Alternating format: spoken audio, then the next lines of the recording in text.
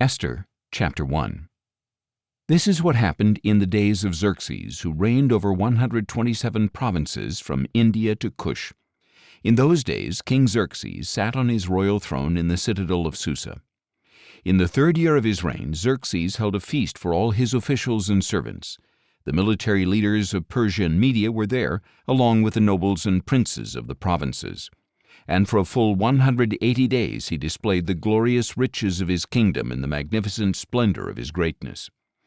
At the end of this time, in the garden court of the royal palace, the king held a 7-day feast for all the people in the citadel of Susa, from the least to the greatest.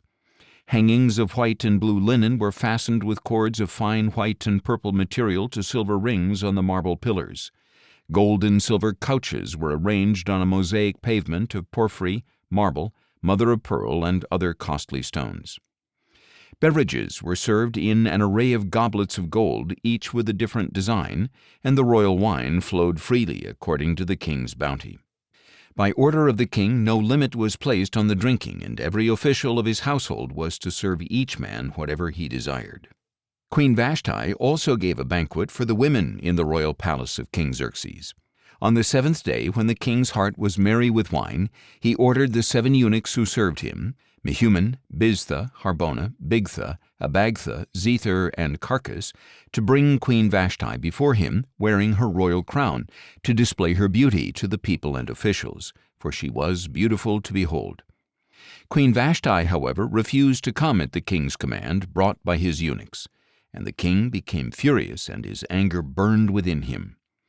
Then the king consulted the wise men who knew the times, for it was customary for him to confer with the experts in law and justice. His closest advisers were Carshena, Shethar, Admatha, Tarshish, Meres, Marsena, and Memucan, the 7 princes of Persia and Media who had personal access to the king and ranked highest in the kingdom. According to law, he asked, what should be done with Queen Vashti, since she refused to obey the command of King Xerxes delivered by the eunuchs? And in the presence of the king and his princes, Memucan replied, Queen Vashti has wronged not only the king, but all the princes and the peoples in all the provinces of King Xerxes. For the conduct of the queen will become known to all women, causing them to despise their husbands and say, King Xerxes ordered Queen Vashti to be brought before him, but she did not come. This very day the noble women of Persia and Media who have heard about the queen's conduct will say the same thing to all the king's officials, resulting in much contempt and wrath. So, if it pleases the king, let him issue a royal decree, and let it be recorded in the laws of Persia and Media, so that it cannot be repealed, that Vashti shall never again enter the presence of King Xerxes, and that her royal position shall be given to a woman better than she. The edict the king issues will be heard throughout his vast kingdom, and so all women from the least to the greatest will honor their husbands. The king and his princes were pleased with his counsel, so the king did as Memucan had advised.